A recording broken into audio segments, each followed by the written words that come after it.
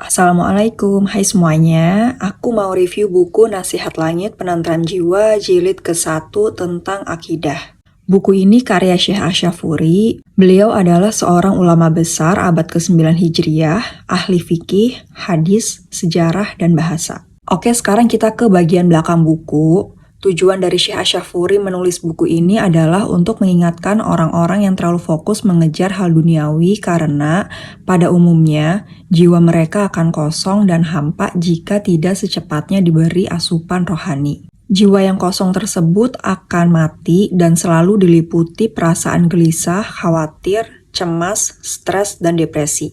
Ini benar banget sih. Kadang ketika stres dan hati gundah, pada umumnya kita cuma mikir, paling karena kerjaan. Padahal sebenarnya ada hati yang kosong karena jauh dari Allah tanpa kita sadari. Oleh karena itu, kalau dilihat dari daftar isinya, buku ini berisi penjelasan tentang ikhlas, akidah, mahabbah, mati, angan-angan, sabar, dan ridho. Yang insya Allah dari daftar isi ini kita bisa menilai bahwa akan memudahkan kita yang baru belajar agama Islam atau baru aja hijrah untuk bisa menjaga ketaatan kepada Allah. Langsung aja sekarang ke bab pertama, ada tentang ikhlas. Di bagian ini hanya menceritakan bagaimana orang-orang saleh terdahulu ikhlas dalam melakukan ibadah dan hal lainnya hanya untuk Allah. Sampai mereka pun merasakan sendiri akibat dari ketaatan tersebut, yaitu mendapat perlindungan darinya. Di halaman 11 misalnya, ada Abdullah bin Umar yang kehilangan untanya. Lalu dia berkata, "Aku relakan ia di jalan Allah." Beberapa waktu kemudian, seseorang memberitahu dia bahwa untanya ada di tempat si fulan. Seketika dia mengurungkan niatnya dan berkata, "Aku memohon ampun kepada Allah yang Maha Agung." Maksudnya di sini dia nggak jadi pergi untuk ambil unta tersebut, karena kan tadi di awal dia sudah mengikhlaskannya di jalan Allah, kalau memang untanya benar-benar hilang. Pelajaran yang bisa kita ambil dari Abdullah ini adalah, terbesit perasaan ingin mengambil aja tuh udah ngerasa berdosa gitu. Karena kan tadi di awal dia sudah merelakannya. Masya Allah. Kita kadang juga merelakan sesuatu yang udah hilang tuh susah banget kan. Apalagi ini udah direlain, terus balik lagi gitu, ditemukan barangnya. Contohnya lagi di halaman 14, ada orang taat terdahulu namanya As-Sauri yang wafat tahun 295 Hijriah. Dia pernah bercerita ketika dirinya sedang mandi dan bajunya itu diambil oleh pencuri. Beberapa saat kemudian pencuri itu kembali lagi dan mengembalikannya karena tangannya udah lumpuh. As-Sauri lalu berdoa, "Ya Tuhanku, sungguh dia telah mengembalikan bajuku. Maka kembalikanlah tangannya seperti sedia kala." Kemudian tangan pencuri itu sembuh seperti sebelum kejadian pencurian baju. Oleh karena itu Rasulullah bersabda, "Wahai manusia, peliharalah diri kalian dan jauhi syirik ini." Syirik yang dimaksud adalah riya, karena sesungguhnya ia lebih tersembunyi dari langkah semut. Kemudian Rasulullah ditanya, bagaimana cara kami menjauhinya, sedangkan ia lebih tersembunyi dari langkah semut? Rasulullah bersabda, "Katakanlah, ya Allah, sesungguhnya kami berlindung kepadamu agar kami tidak menyekutukanmu dengan apapun yang kami ketahui dan kami mohon ampunanmu dari apapun yang tidak kami ketahui." Hadis riwayat At-Tabrani. Dalam riwayat lain bahkan ditegaskan beliau mengucapkan kalimat itu 3 kali sehari. Masya Allah, betapa mulianya Rasulullah. Doa yang beliau amalkan ini adalah pengingat kalau meluruskan niat beribadah hanya untuk Allah itu nggak mudah karena manusia penuh dengan hawa nafsu. Lanjut, bab kedua adalah akidah, zikir, dan Al-Quran. Pertama untuk bagian akidah dulu ya. Di sini akidah itu menjelaskan tentang keberadaan Allah sesuai dengan Al-Quran dan membedah arti kata-kata yang dimaksud. Seperti contohnya bersemayam dalam surat Toha ayat ke-5. Allah bersemayam di atas arasy. Jadi di bawahnya ini ada penjelasannya tentang arti kata bersemayam. Jadi dijelaskan secara detail menurut surat di Al-Quran juga. Apa arti dari Allah turun ke langit dunia, Allah menurunkan Al-Quran, kayak gitu. Selain itu, penulis mengatakan akidah adalah dasar agar kita istiqomah melakukan amal soleh. Karena apapun yang kita lakukan harus berlandaskan akidah atau iman yang murni dan tidak tercampur dengan bentuk penyekutuan terhadap Allah. Bener banget, contohnya aja di zaman sekarang banyak loh hal-hal yang merusak akidah kita, tapi kita nggak sadar karena ngiranya, oh banyak juga kok orang yang ngelakuin itu gitu. Contohnya gini, percaya zodiak. Kalian sering kan denger, ah dasar tuh dia pasti Virgo, makannya tegas, terus terorganisir. Atau enggak, dasar Aquarius, terlalu misterius dan susah ditebak, kayak gitu. Hati-hati ya teman-teman. Aku juga sering sih ngelihat orang kadang-kadang dikit-dikit zodiak gitu. Kalau kita percaya zodiak itu kayak menyatakan bahwa oh orang yang misterius ini pasti Aquarius, padahal kan sifat kita itu sudah Allah tetapkan juga kan. Hati-hati ya teman-teman, jangan sampai kita mudah terpengaruh oleh lingkungan tanpa mengetahui bahwa itu adalah tindakan yang merusak akidah kita. Selanjutnya ada zikir. Di sini dijelaskan, yaitu orang-orang beriman dan hati mereka menjadi tentram karena mengingat Allah. Ingatlah, hanya dengan mengingat Allah, hati menjadi tentram. Di halaman 37 nih, dijelaskan Nabi pernah bersabda, pada malam Isra, aku melewati seorang laki-laki yang tertutup cahaya arash. Aku bertanya, siapa ini? Apakah dia malaikat? Lalu dijawab, bukan. Lantas Rasulullah bertanya lagi, apakah dia seorang nabi? Dijawab lagi, dia adalah seseorang yang ketika di dunia lidahnya basah sebab berzikir kepada Allah dan hatinya bertaut dengan masjid-masjid. Nah, untuk kalian yang masih malas berzikir, bahwa nanti tuh di akhirat kayak gini loh balasannya. Sampai Rasulullah aja bertanya-tanya ini siapa, apakah nabi gitu, karena mungkin aja cahayanya itu menyamai cahaya para nabi. Wallahu alam. Di halaman 39 juga disebutkan beberapa keutamaan zikir. Pakar tasawuf berkata, zikir adalah penawar bagi orang-orang berdosa, kesenangan bagi orang-orang yang terputus, simpanan bagi orang-orang yang bertawakal, makanan bagi orang-orang yang beriman, siasat bagi orang-orang yang ridho, awal bagi orang-orang arif, permadani bagi orang-orang yang didekatkan, dan minuman bagi orang-orang yang sedang jatuh cinta. Faedah lain dari zikir adalah Allah mengingat orang yang berzikir seperti yang disebutkan di surat Al-Fathir ayat 32. Ibnu Athaliyah berkata, orang yang mengucap kalimat tauhid membutuhkan 3 cahaya, yaitu cahaya hidayah, petunjuk, cahaya kifayah, kecukupan, dan cahaya inayah, pertolongan. Jadi ketika Allah memberikan hidayah, maka Allah ingin orang tersebut terpelihara dari keburukan. Siapa yang oleh Allah diberikan kecukupan, maka dia terpelihara dari dosa-dosa. Siapa yang oleh Allah diberi cahaya pertolongan, maka dia terpelihara dari bisikan hati yang rusak.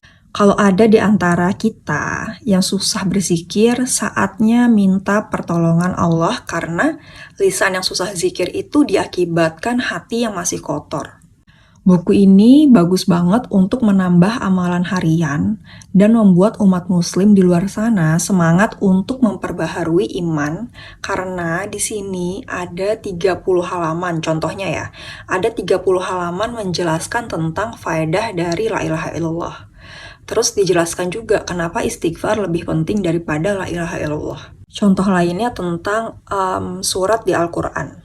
Seperti surat Al-Fatihah di halaman 126 ini, dalam Syarh Al-Qulub, karya Ibnul Jauzi disebutkan dari Ibnu Abbas, Rasulullah bersabda, Jibril berkata, sesungguhnya Allah mengirimkan salam kepadamu dan berfirman, jika seorang hamba berdiri dalam sholat, Allah bertanya, siapa Allah?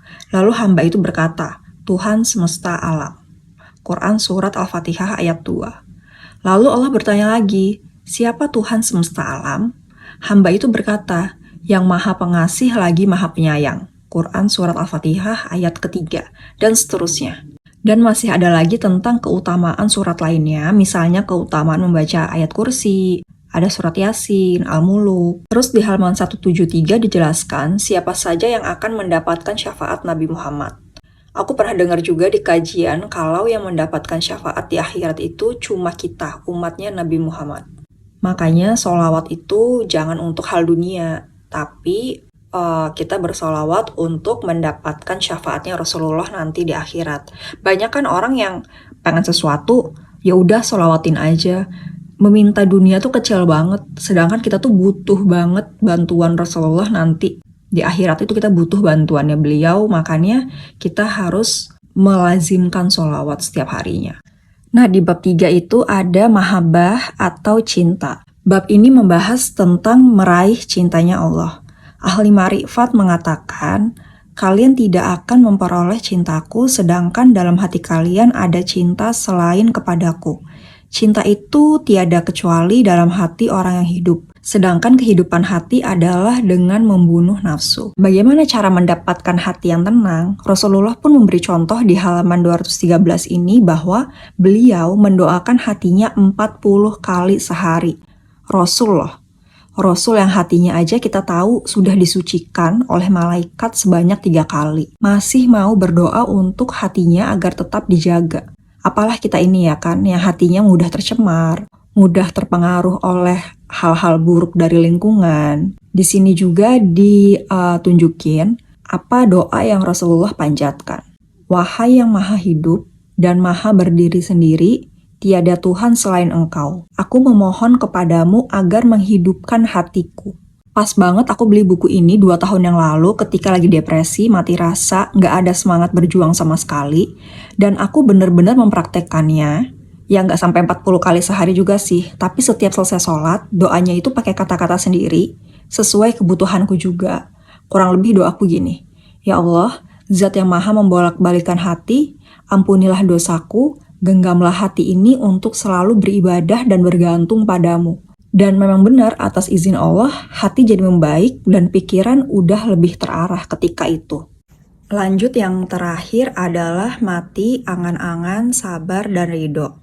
Kenapa harus mengingat kematian? Al-Qurtubi berkata dalam tazkirahnya menyebutkan beberapa ulama menukil bahwa siapa yang memperbanyak mengingat kematian, dia akan diberi 3 kemuliaan, yaitu segera bertaubat, kecenderungan jiwa yang menerima, dan semangat dalam beribadah. Siapa yang melupakan kematian, maka dia dihukum dengan 3 hal, yaitu menunda-nunda taubat, tidak ridho dengan kecukupan, dan malas beribadah. Maksudnya mengingat kematian di sini adalah ketika ingat mati, otomatis kita akan mengkhawatirkan akhirat. Dan yang bisa membuat kita lupa untuk mengingat kematian adalah angan-angan. Apa itu angan-angan? Angan-angan adalah kesibukan mengejar dunia. Jadi dengan kesibukan mengejar dunia ini, otomatis kita lupa untuk mengingat kematian, mengingat untuk menambah amal soleh, untuk bekal akhirat kita. Selanjutnya ada ridho, di mana ridho ini tingkatannya lebih tinggi dibanding sabar. Karena orang yang ridho itu pasti sabar. Yang sabar belum tentu ridho sama ketetapan Allah. Abdullah bin Salam berkata, di hari kiamat kelak, malaikat memerintahkan orang-orang yang sabar untuk berdiri, lalu dikatakan kepada mereka, pergilah ke surga. Kalau misalnya di antara kalian lagi dapat cobaan yang berat, selalu tanamkan di hati kalian bahwa Allah lagi memperbaiki kehidupan akhirat aku. Dan aku pun setuju sama perkataan Ustadz Adi Hidayat. Kalau sedang mengalami sebuah peristiwa dan kita harus menghadapi itu, coba renungkan. Sebenarnya kita pernah berdoa apa sampai mengalami itu? Sehingga dengan cara itulah sebetulnya Allah ingin mengabulkan harapan yang pernah kita mintakan. Dan kadang kita nggak berpikir sampai sana kan, bahwa Allah itu ingin mewujudkan keinginan kita sebenarnya. Yang dulu banget, yang bahkan kita tuh udah lupa pernah meminta itu gitu. Oke, 4 bab udah dibahas semua, dan bagi aku ada 3 hikmah kurang lebih yang bisa aku ambil dari membaca buku ini. Pertama, ujian dari Allah seperti merasa hampa dalam beribadah, gelisah dan frustasi karena urusan dunia, itu semua karena Dia sayang sama hambanya. Dia ingin hambanya berbaik sangka kepadanya dengan cara kembali mendekat kepada Sang Pencipta dan berusaha mengambil hikmahnya. Makanya kalau ngerasa kayak ujian hidup ini kok nggak ada solusinya ya, dan nggak selesai-selesai, Tanya deh sama Allah, ya Allah, apalagi yang mesti aku lakukan sebagai hambamu? Bukannya marah-marah dan bilang, Allah nggak adil. Yang kedua adalah, terkadang yang membuat kita menunda beramal soleh dan mementingkan dunia karena nggak tahu keutamaan dari beramal soleh itu apa. Kita nggak tahu rewardnya nanti di dunia dan di akhirat itu apa. Nah, kenapa kita sering menunda-nunda kebaikan? Karena belum tahu juga akibat buruknya nanti untuk diri sendiri itu kayak gimana. Ternyata ketika kita melupakan Allah, Allah bisa dengan mudahnya mengambil kenikmatan yang ada di diri kita. Misalnya nikmat ibadah atau nikmat hati yang tenang. Terus hikmah yang terakhir adalah sering banget aku mendengar ceramah para ustadz. Mereka mengatakan untuk terus belajar ilmu agama. Contoh, Ustadz Adi Hidayat mengatakan hidup di dunia ini harus dengan ilmu Allah. Pun di akhirat nanti ada ilmu Allah juga yang menjelaskan tentang akhirat. Ibaratnya gini, di Indonesia mata uangnya rupiah. Kalau kita mau pergi ke Singapura, kita nggak bisa dong pakai mata uang rupiah. Kita harus ganti ke dolar Singapura. Sama halnya dengan ilmu dunia. Kita belajar kepada guru, pada ustadz. Dalam Islam tuh menjalankan kehidupan di dunia sesuai Al-Quran bagaimana? Misalnya pertama belajar tentang akidah, karena akidah itu kaitannya dengan iman kepada Allah. Kedua, belajar fikih. Fikih itu ada kaitannya dengan sah atau tidaknya suatu ibadah. Itu semua adalah contoh dari ilmu dunia yang akan menentukan keselamatan kita nantinya di akhirat. Dan ilmu itu harus terus diulang biar nggak lupa, dan terus di-upgrade biar semakin meningkat pula ketakwaan kita. Kalau tahu ilmunya, mudah untuk kita menjalankan perintah Allah, mudah untuk kita menerima takdir Allah, mudah juga untuk kita menjauhkan diri dari apa yang Allah udah larang. Pokoknya mudah sekali untuk taat kepada perintah-perintah Allah. Semua itu dilakukan bukan semata-mata untuk mengejar surga dan pahala, tapi agar disayang Allah. Kalau udah disayang oleh Allah, belum meminta pun pasti udah Allah kasih, karena kitanya selalu mendahulukan Allah di atas segalanya. Oke, segitu aja review hari ini. Assalamualaikum.